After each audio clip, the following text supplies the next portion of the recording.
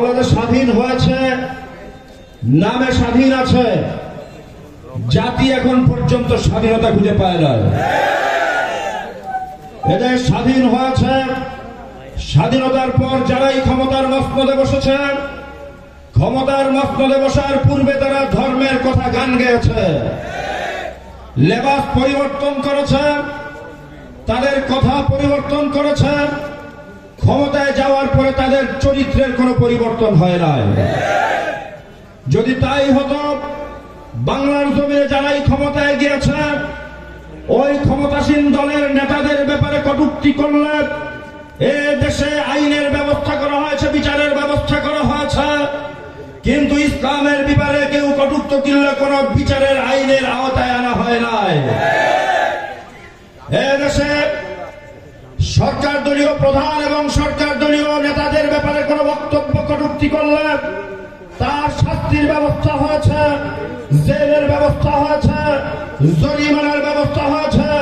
ইসলামকে নিয়ে, কোরআনকে নিয়ে, নবীকে নিয়ে, ইসলামের তাহজিব তামাদ্দুনকে নিয়ে যারা কটূক্তি করেছিল তাদের ব্যাপারে কোন ধরনের নির্দিষ্ট আইনের ব্যবস্থা এখন পর্যন্ত হয় নাই।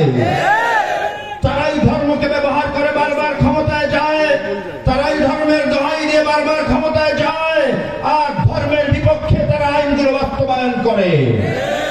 আজও আমরা সংস্কার সংস্কার করে চিৎকার করছি, কিন্তু বাংলার জমিনে সংস্কার চাই, কিন্তু সংস্কারের নামে কোনো অপসংস্কার আমরা দেখতে চাই না।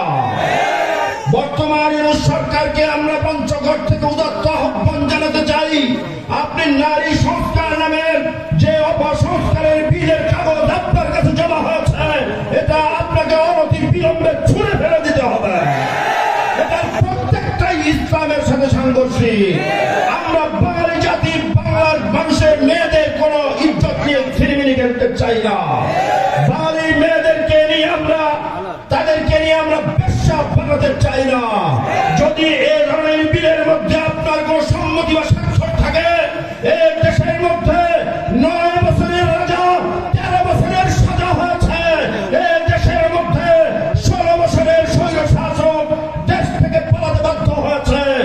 আপনি যদি এরকম ইসলাম বিদ্বেষী কোন কাগজের মধ্যে সই স্বাক্ষর এবং সম্মতি দেন, আপনার দেশ থেকে পালাতে সময় লাগবে না। পীর সাহেব চরমনায়ের নেতৃত্বে এই দেশ নতুন সরকার গঠন করে এই দেশের প্রত্যেকটি মানুষের স্বাধীনতা এবং অধিকার বাস্তবায়ন করতে চাই। পীর সাহেব চরমনায়ের নেতৃত্বে এই দেশের সংসদকে সাজিয়ে এই দেশের প্রত্যেকটি শ্রমিকের অধিকারকে বাস্তবায়ন করতে চাই। পীর সাহেব চরমনায়ের নেতৃত্বে এই দেশকে সুন্দরভাবে সাজিয়ে এই দেশকে দুর্নীতি মুক্ত একটি রাষ্ট্র গঠন করতে চাই। তাই পীর সাহেব চরমনাই যখন যেভাবে যেখানে যে কোনো দিন যদি আহ্বান করে, আমরা ঘর ছাড়তে প্রস্তুত আছি তো ইনশাআল্লাহ, বাড়ি ছাড়তে প্রস্তুত আছি তো ইনশাআল্লাহ। আগামী নির্বাচনে পীর সাহেব চরমনাইকে সংসদের অভিভাবক, বঙ্গ অভিভাবক হিসাবে আমরা বসানোর দীপ্ত অঙ্গীকার করে আমি আমার কথা শেষ করছি। আসসালামু আলাইকুম।